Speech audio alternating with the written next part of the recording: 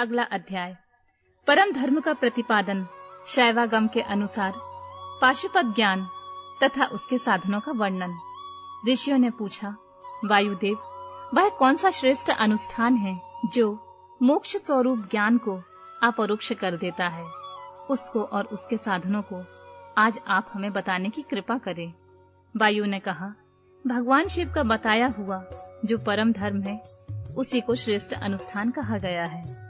उसके सिद्ध होने पर साक्षात मोक्षदायक शिव अपरोक्ष हो जाते हैं। वह परम धर्म 5 पर्वों के कारण क्रमशः 5 प्रकार का जानना चाहिए। उन पर्वों के नाम हैं क्रिया, तप, जप, ध्यान और ज्ञान। ये उत्तरोत्तर श्रेष्ठ हैं।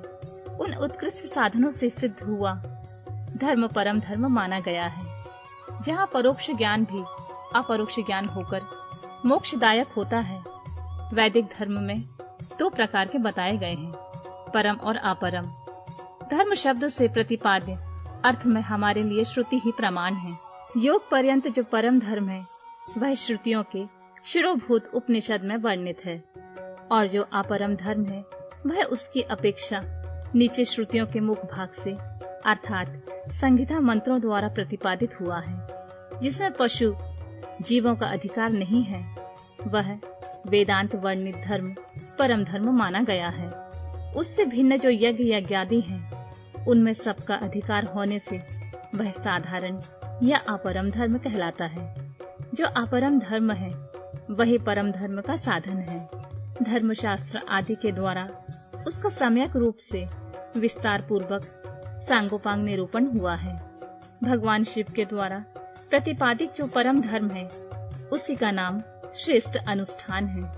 इतिहास और पुराणों द्वारा उसका किसी प्रकार का विस्तार हुआ है, परंतु शैव शास्त्रों द्वारा उसके विस्तार का सांगोपांग निरूपण किया गया है। वही उसके स्वरूप का सम्यक रूप से प्रतिपादन हुआ है। साथ ही उसके संस्कार और अधिकार भी सम्यक रूप से विस्तार पूर्वक बताए गए हैं। शैव आगम के 2 भेद हैं, श्रोत और अश्रोत। जो श्रुति का सार तत्व से संपन्न है वह श्रोत है, और जो स्वतंत्र है वह अश्रोत माना गया है। स्वतंत्र शैवागम पहले 10 प्रकार का था, फिर 18 प्रकार का हुआ।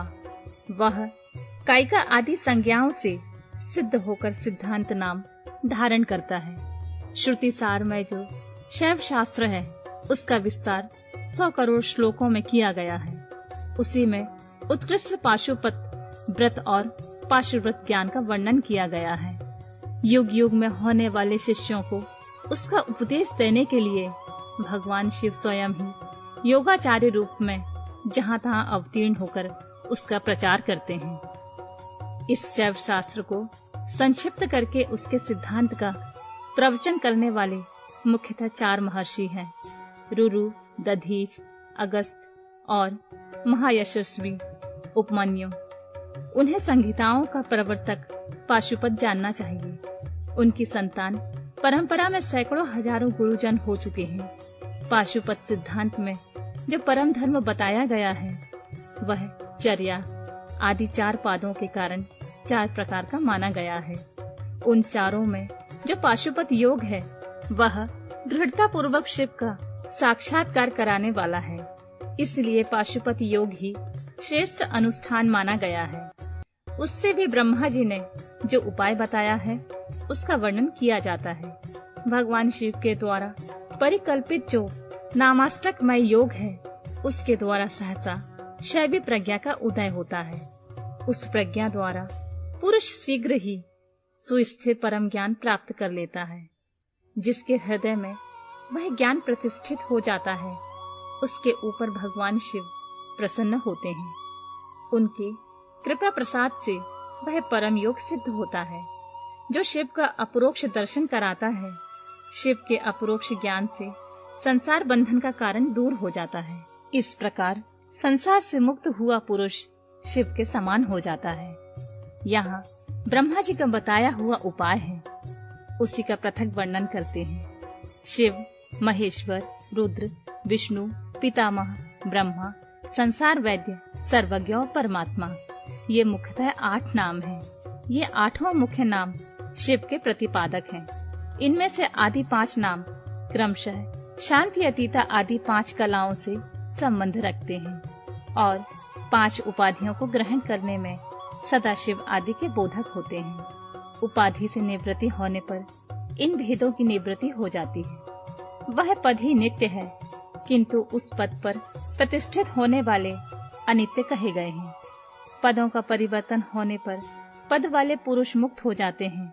परिवर्तन के अनंतर पुनः दूसरी आत्माओं को उस पद की प्राप्ति बताई जाती है और उन्हीं के वे आदि 5 नाम नियत होते हैं। उपादान आदि योग से अन्य 3 नाम संसार, वैद्य, सर्वज्ञ और परमात्मा भी त्रिविध उपाधि का प्रतिपादन करते हुए शिव में ही अनुगत होते हैं। अनादि मल का संसर्ग उनसे पहले ही नहीं है तथा वे स्वभावतः अत्यंत शुद्ध स्वरूप हैं, इसलिए शिव कहलाते हैं।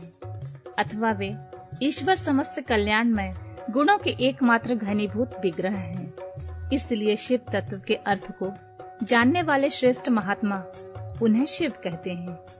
23 तत्वों से परे जो प्रकृति बताई गई है, उससे भी परे 25वें तत्व के स्थान में पुरुष को बताया गया है, जिसे वेद आदि में ओमकार रूप कहा गया है। ओमकार और पुरुष में वाच्यवाचक भाव संबंध रखता है। उसकी यथार्थ स्वरूप का ज्ञान एकमात्र वेद से होता है। वे ही वेदांत में प्रतिष्ठित हैं, किंतु वह प्रकृति से संयुक्त है। अतः उससे भी परे जो परम पुरुष है, उसका नाम महेश्वर है, क्योंकि प्रकृति और पुरुष दोनों की प्रवृत्ति उसी के अधीन है। अथवा यह जो अविनाशी त्रिगुणमय तत्व है, इसे प्रकृति समझना चाहिए। इस प्रकृति को माया कहते हैं। यह माया जिनकी शक्ति है, उन मायापति का नाम महेश्वर है। महेश्वर के संबंध से जो माया अथवा प्रकृति में क्षोभ उत्पन्न करते हैं, वे अनंत या विष्णु कहे गए हैं। वे ही कालात्मा और परमात्मा आदि नामों से पुकारे जाते हैं। उन्हीं को स्थूल या सूक्ष्म रूप भी कहा गया है।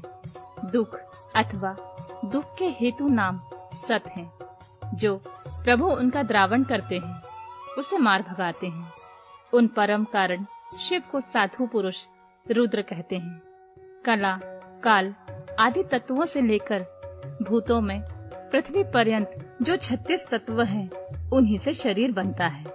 उस शरीर इंद्रिय आदि में जो तंद्रा रहित हो, व्यापक रूप से स्थित हैं, वे ही भगवान शिव रुद्र कहे गए हैं। जगत के पिता रूप जो मूर्ति आत्मा है, उन सब के पिता के रूप में भगवान शिव विराजमान हैं। इसलिए वे पितामह कहे गए हैं। जैसे रोगों के निदान को जानने वाला वैद्य तदानुकूल उपायों और दवाओं से रोग को दूर कर देता है, उसी तरह ईश्वर लय योगाधिकार से सदा जड़ मूल रहित संसार रोग की निवृत्ति करते हैं। अतः संपूर्ण तत्वों के ज्ञाता विद्वान उन्हें संसार वैद्य कहते हैं। 10 विषयों के ज्ञान के लिए 10 इंद्रियों के होते हुए जीव तीनों कालों में होने वाले स्थूल सूक्ष्म पदार्थों को पूर्ण रूप से नहीं जानते, क्योंकि माया ने ही उन्हें मल से आवृत कर दिया है। परंतु भगवान सदाशिव संपूर्ण विषयों के ज्ञान के साधनभूत इंद्रियों के न होने पर भी जो वस्तु जिस रूप में स्थित है, उसे उसी रूप में ठीक ठीक जानते हैं। इसलिए वे सर्वज्ञ कहलाते हैं। जो इन सभी उत्तम गुणों से नित्य संयुक्त होने के कारण सबके आत्मा है, जिनके लिए अपने से अतिरिक्त किसी दूसरी आत्मा की सत्ता नहीं है, वे भगवान शिव स्वयं ही परमात्मा हैं।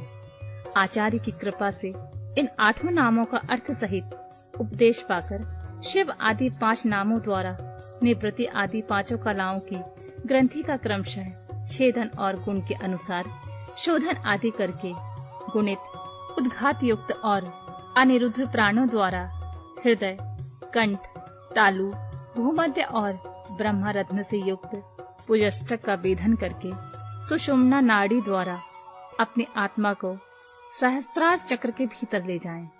उसका शुभ्र वर्ण है। वह तरुण सूर्य के सदृश रक्त वर्ण केसर के द्वारा रंजित और अधोमुख है। उसके 50 तलों में स्थित आ से लेकर छा तक सबिंदु अक्षर कर्णिका के बीच में गोलाकार चंद्रमंडल है। यह चंद्रमंडल छत्राकार में स्थित है। उसने एक ऊर्ध्वमुख द्वादश दल कमल में आवृत कर रखा है। उस कमल की कर्णिका में विद्युत सदृश अकधादि त्रिकोण यंत्र है।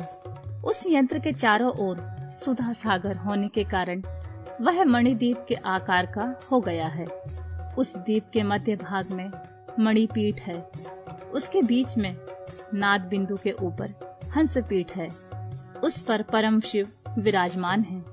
उक्त चंद्रमंडल के ऊपर शिव के तेज में अपने आत्मा को संयुक्त करें। इस प्रकार जीव को शिव में लीन करके शाक्त अमृत वर्षा के द्वारा अपने शरीर के अभिषिक्त होने की भावना करें। तत्पश्चात अमृतमय विग्रह वाले अपने आत्मा को ब्रह्मरत्न से उतारकर हृदय में द्वादश दल कमल के भीतर स्थित चंद्रमा से परे श्वेत कमल पर अर्धनारीश्वर रूप में विराजमान मनोहर आकृति वाले निर्मल देव भक्त वत्सल महादेव शंकर का चिंतन करें। उनकी अंग कांति शुद्ध स्फटिक मणि के समान उज्जवल है। वे शीतल प्रभा से युक्त और प्रसन्न हैं। इस प्रकार मन ही मन ध्यान करके शांत चित हुआ मनुष्य शिव के 8 नामों द्वारा ही भावमय पुष्पों से उनकी पूजा करें। पूजा के अंत में पुनः प्राणायाम करके चित्त को भली भांति एकाग्र रखते हुए शिव नामाष्टक का जप करें। फिर भावना द्वारा नाभि के 8 आहुतियों का हवन करके पूर्णाहुति एवं नमस्कार पूर्वक 8 फूल चढ़ाकर अंतिम अर्चना पूरी करके चुल्लू में लिए जल की भांति अपने आप को शिव के चरणों में समर्पित कर दें। इस प्रकार करने से शीघ्र ही मंगलमय पाशुपत ज्ञान की प्राप्ति हो जाती है और साधक उस ज्ञान की सुस्थिरता को पा लेता है। साथ ही वह परम उत्तम पाशुपत व्रत एवं परम योग को पाकर मुक्त हो जाता है। इसमें संशय नहीं है।